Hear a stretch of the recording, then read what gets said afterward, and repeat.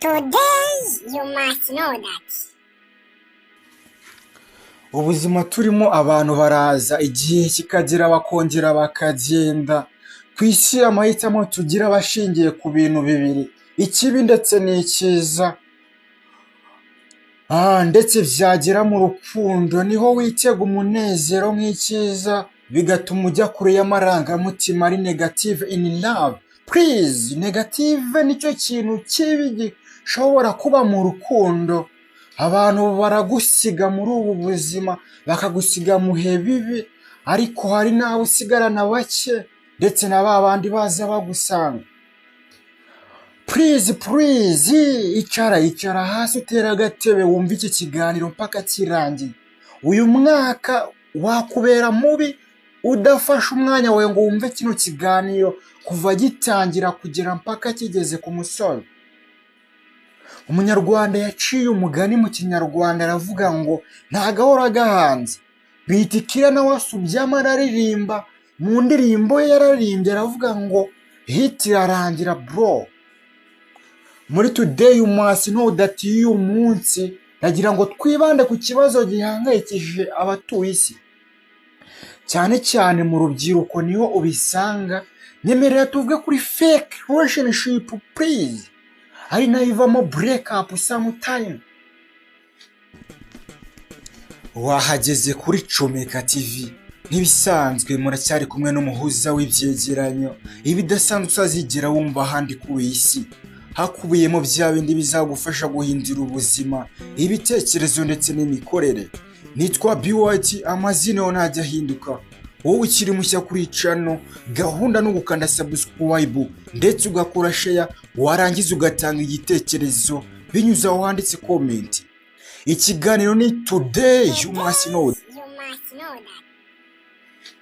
Umva nshuti yanjye, wenda reka mbivuge mu buryo bw'inkuru, wasanga ari nawe ndi kubwira, urasanga iyi nkuru ari wowe iri kubwirwa, cyangwa se ugasanga iyi kesi ni wowe iriho. Ndabizi hari umuntu mwakundanye akwigiraho marayika, akwizeza ibitangaza mu rukundo, rimwe na rimwe akwibagiza n'abandi bantu bose. Gusa ikibazo ufite kugeza uyu munsi ni igikomere yaguteye kuva ya tariki utangira kumwandikira SMS, ukamwandikira SMS ya mbere, iya kabiri, iya gatatu, kugeza no ku ya gatanu. Ibyo byose warabikoze, umwandikira izo SMS, ubona ntabwo ari gusubiza, kandi izo SMS zose zamugezeho. Ako kanya ndabizi wahise utekereza ko wenda nta mwanya afite wo gusoma message, uhita umuhamagara ku manite yawe wiguriye kugira ngo wumve icyabaye. Ntabwo yanze gufata telefoni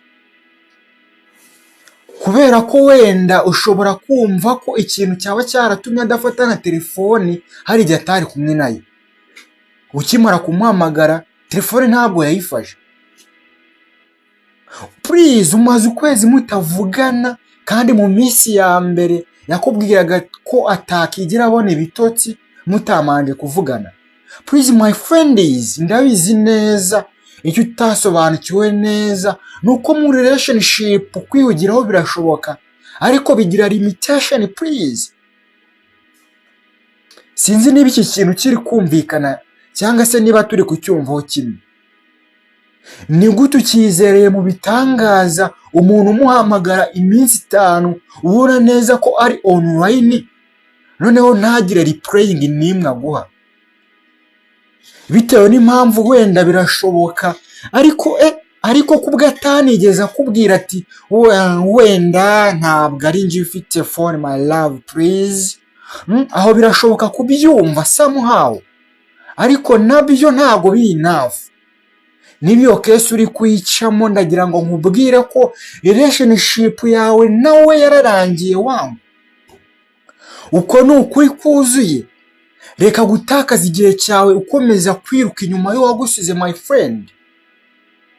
Wowe witaga umukunzi wawe yamaze kukurimuvinga kuri lovers playlist afite.